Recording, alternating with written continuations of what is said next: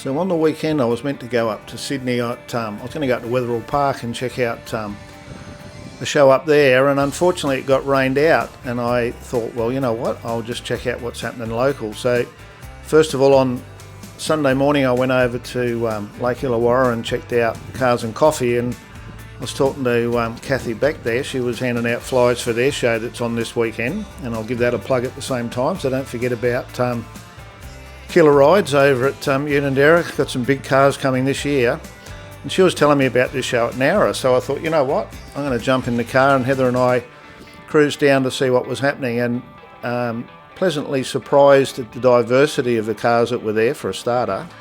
And as you'll see in a minute, there was some trucks there and some lawnmower races, all sorts of things.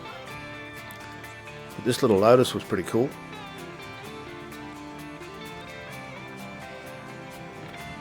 They got to be an unbelievable thing to drive on the street.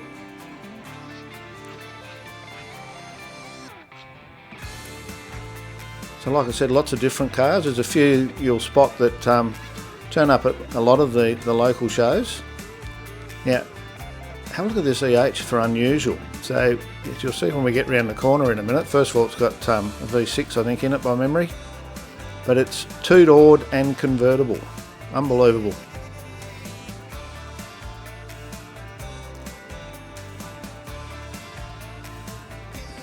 It's unusual. Look at the wheels on that. So the whole thing looks like it's restored, and I must admit I've probably been a bit remiss there. There might have been something else going on. Probably got distracted by the blower. So a nice run of Tiranas.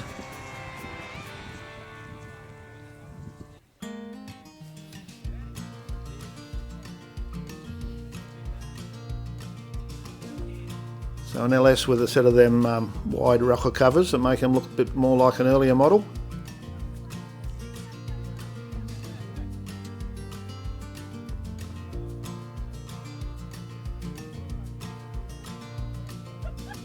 I was having a bit of a chat to a couple of guys here with these two white cars that they're very proud of the fact that they're both original cars, and you know, they weren't copies or whatever the terminology is nowadays.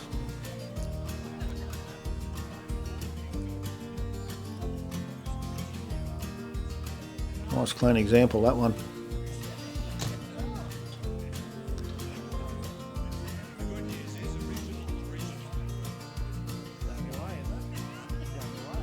Nice Brock there, so I thought I'd better get a bit of extra footage because my son-in-law Michael's got one of these in a replica or a look-alike, whatever you want to call them, and he wants to do the engine bay at some point, so that might be something we've got to do.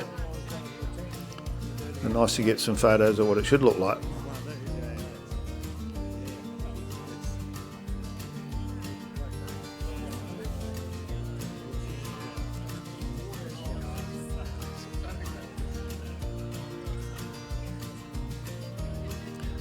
So I hear Louise has got the country music going, had that sort of country feel about it. It was out amongst the trees at the Turf Club.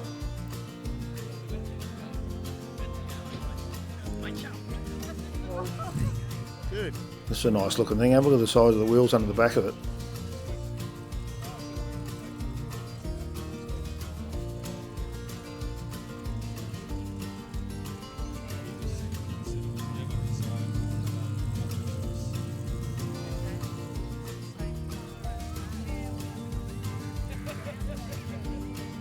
It's a nice shade of pastel blue, that one. I'm a bit taken by that.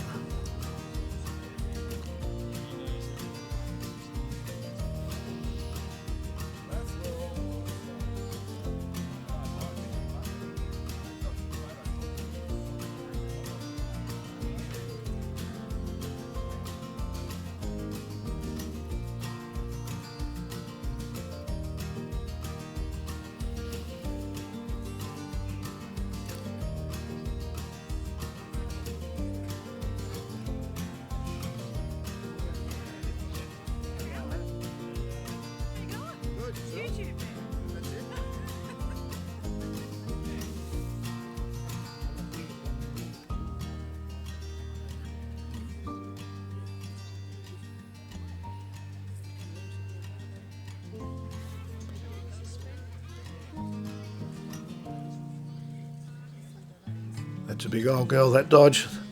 I was thinking it might have been a DeSoto, but not by the badge on the front. Nice clean GT. It was funny, a couple of people said to me, what do you got here, Howard? And I said, nothing, I don't have anything, but of course we do have a couple of late models, but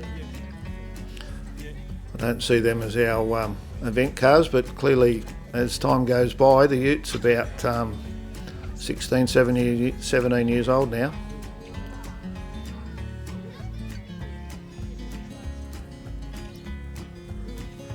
A couple of local Wollongong cars.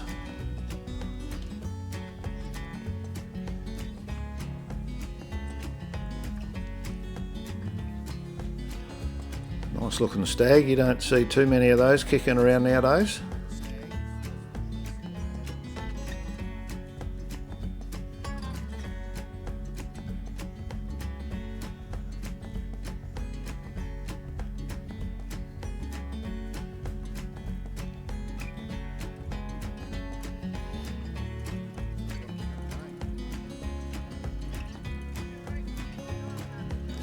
I'm not sure if I've seen another one of these. I don't know if it's the same car up at Corley Rocks. So you can see a Paxton supercharger mounted up on top there, and I believe that was a factory deal.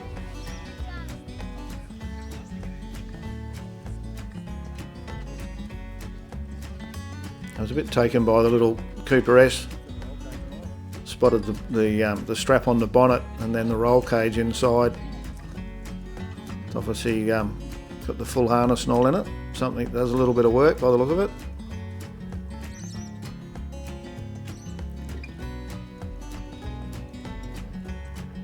It's funny how all these cars take you back. My brother-in-law Keithy Hall had one of those in Broken Hill. My sister had a little 850 when she first got a licence.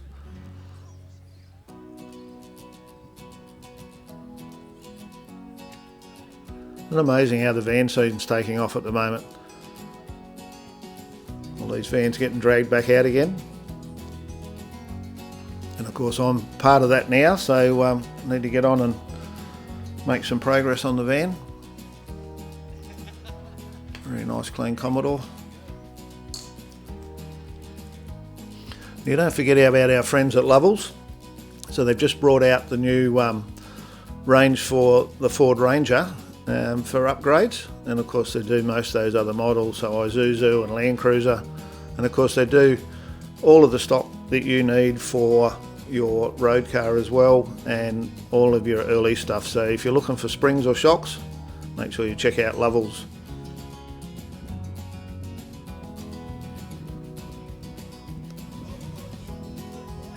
A couple of old fellas here just chatting about the Dodge. The Dodge Brothers Club of Australia, eh? The Dodgy Brothers.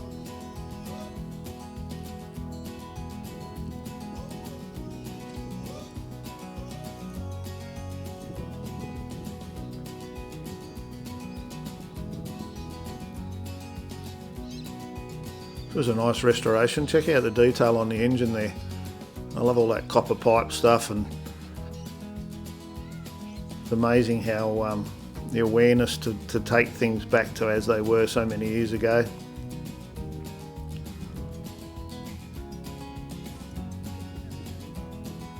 I like this too, cool little cruiser.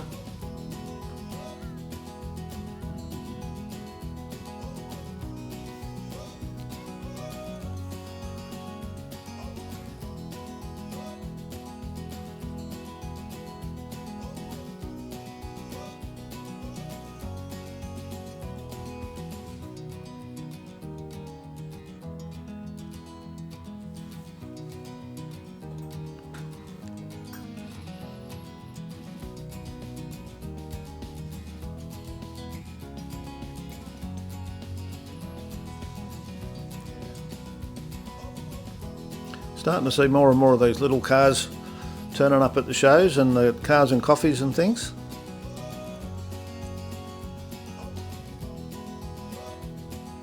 There's suicide doors on that car.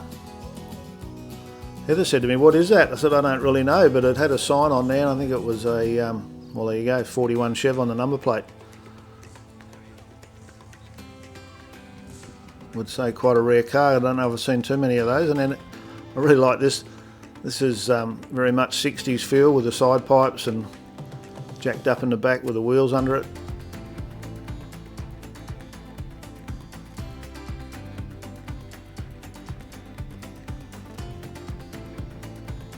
I mean, modifying cars to me is all about having a style and a theme. If you pick that direction and then work to it, whatever it is, whatever style you have, I think if you stay true to that, then you'll end up with a nice looking car.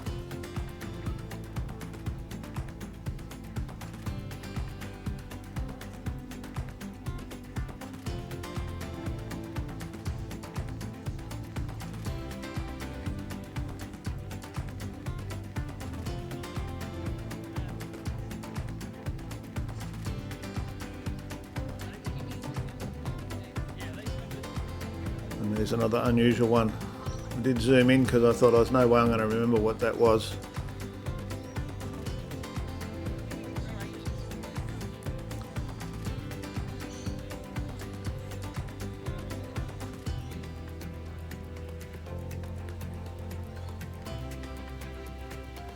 Don't see too many of them Pontiac fronted Commodores about.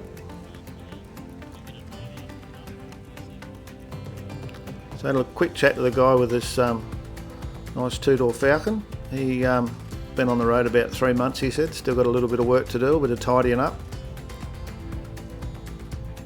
And originally he had a set of Simmons were going to go on it, but they put the RRS front end in it with the upgraded brakes and they wouldn't fit. So he's ended up with these wheels, and he's just thinking about whether he might change those. Nice clean Fairlane.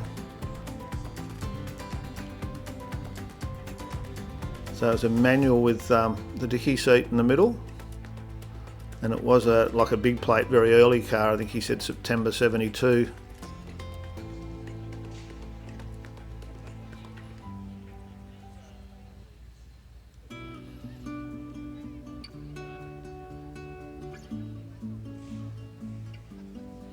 This one still had the dust on the engine bay. It was a bit like, he was proud of the fact that it had the barn find look about it.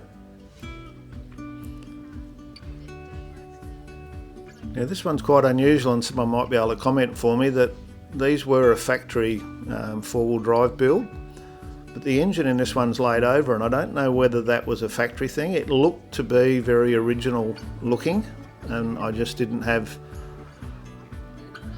the knowledge in my mind to know when I was talking to a guy about it. I'll just dodge a few people here.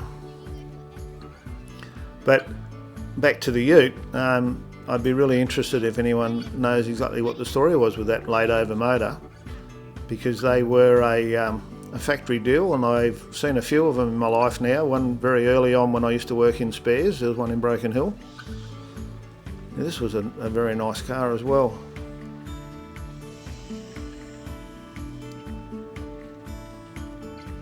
Everything in its place and looking right.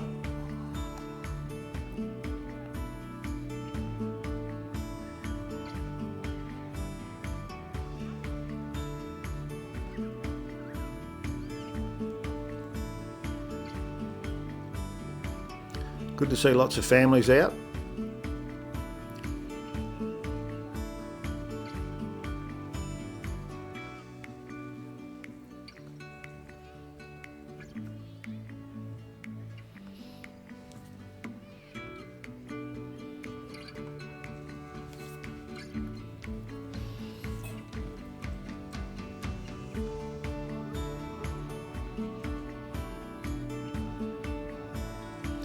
Couple of nice Harleys, and there was a few out in the car park as well, but I'd already put the cameras away. Now they promoted that there was going to be trucks there, and there was a really good run of them, and I mean, it's interesting when you get up close to these just how big they are. I mean, you see them on the road, but when you're standing right next to them, it's amazing just how big they are. Now we'll get to the trucks out the back in a minute, but in the meantime, check out these. So a couple of my mates in Broken Hill, I don't know if they're still doing it, but they were racing these mowers. Check out the camber on the front of that one. It's pretty cool. And yeah, so John Ogilvie and Tony Rowe had been racing these for some time, and there is a big following, and it was pretty cool. That's a late model version there.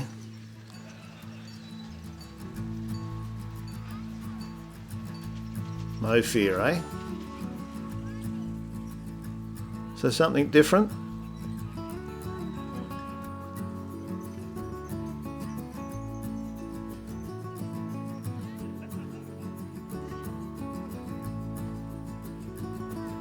I've seen them race. That looks a bit flash, that one. Get beat up a bit in the process.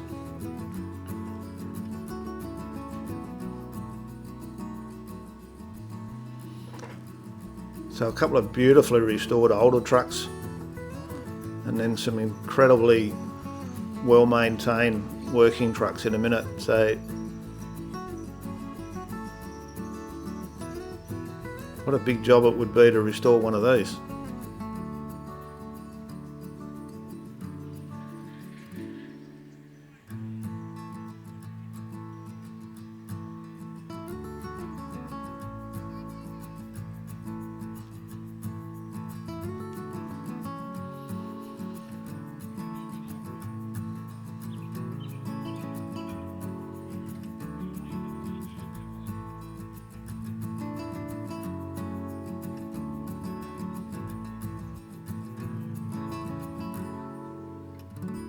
Now these are a couple of the big ones I was talking about. Check out the size of that.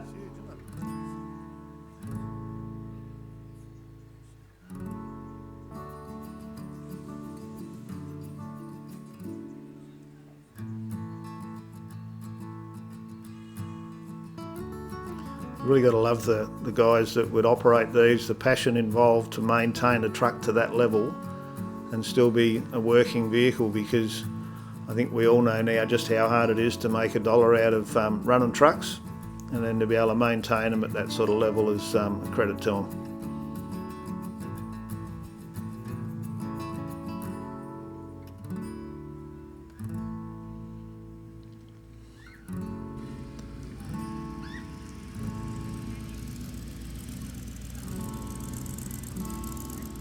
So that just caught my ear, and I thought I'd better get a bit of footage of that.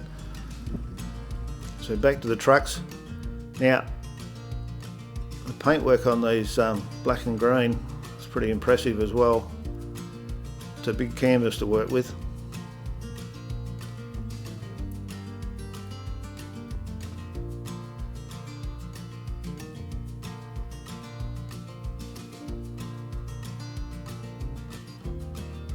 I mean, I love all things, I guess, that are powered by, you know, machinery that is powered, and whether it's boats, trucks, cars, bikes, I love all of it. And to walk around and just see the detail and the creativity even in the way these trucks are presented was amazing. So I went back to the biggest one that I've seen, because I was really taken in by it, to just show you how many bits and pieces that are on there that need to be polished and cleaned and maintained. It's absolutely incredible.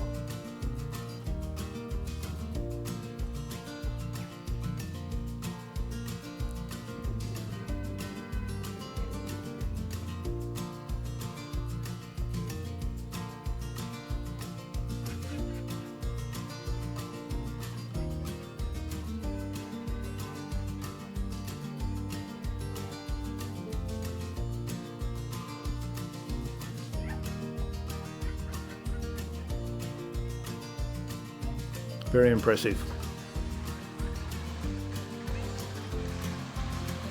Now, obviously the miniature rail people operate on the same site, and they'd chosen to take the opportunity to run some of their trains around, so it was something I didn't expect to see. And there was 2 or 3 different trains running and a little workshop set up. So thanks for joining us. Don't forget, subscribe to the channel. If you like what you're watching, share it with your friends, and we'll catch you next time. Bye for now.